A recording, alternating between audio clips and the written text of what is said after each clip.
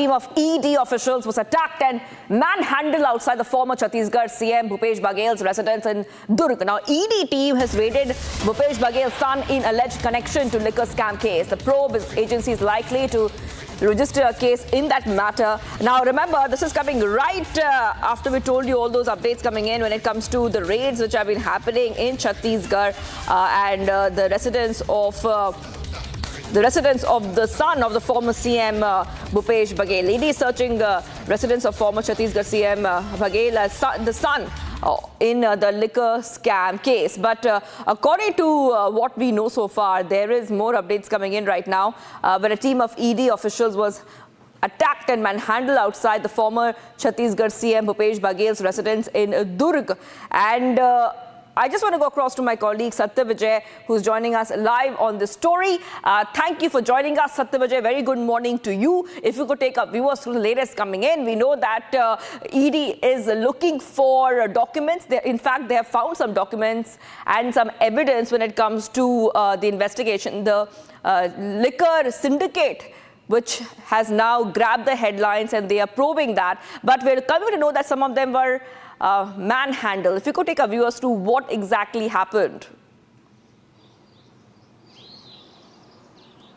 या बिल्कुल देखिए, छत्तीसगढ़ में ईडी का एक्शन देखने को मिला है। छत्तीसगढ़ के पूर्व मुख्यमंत्री भूपेश बघेल के ठिकानों पर, भूपेश बघेल उनके बेटे समेत 14 ठिकानों पर ईडी की टीम ने कल सुबह 7 बजे से छापामार कार्रवाई की थी। चूंकि ये पूरा मामला शराब घोटाले से जुड़ा हुआ है और करीब 2000 करोड़ से ज्यादा का ये 2161 करोड़ के आसपास का ये पूरा घोटाला है, जिसमें कि पहले छत्तीसगढ़ के ही पूर्व मंत्री कवासी लखमा जो हैं, उनकी गिरफ्तारी हुई थी। ईडी ने उनसे पूछताछ की थी और उनकी गिरफ्तारी के बाद जो तथ्य, जो सबूत, जो एविडेंस ईडी की टीम को मिले, उसके बाद ईडी अब भूपेश बघेल से पूछताछ कर रही है। भूपेश बघेल से कल उनके ठिकाने पर, उनके जो आवास है वहां पर पूछताछ की गई। करीब सुबह 7 बजे से लेकर शाम को 7 बजे तक ये पूछताछ हुई। इस दौरान कांग्रेस के कार्यकर्ताओं ने एकजुट होकर विरोध प्रदर्शन भी किया, जहां पर ईडी अंदर पूछताछ कर रही थी भूपेश बघेल से। वहीं भूपेश बघेल के बंगले के बाहर कांग्रेस के कार्यकर्ता जुटे हुए थे और ईडी के खिलाफ,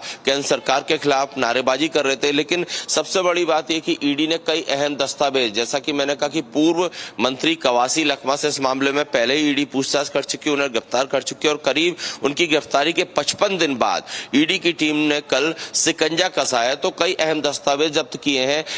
भूपेश बघेल के ठिकाने से जो कैश मिला है उसे गिनने के लिए ईडी की टीम ने नोट गिनने की मशीन भी बाहर से बैंक के जरिए मंगवाई, जिसके जरिए नोट गिने गए कि कितना कैश उनके पास से मिला। इसके अलावा कई दस्तावेज जब्त किए हैं।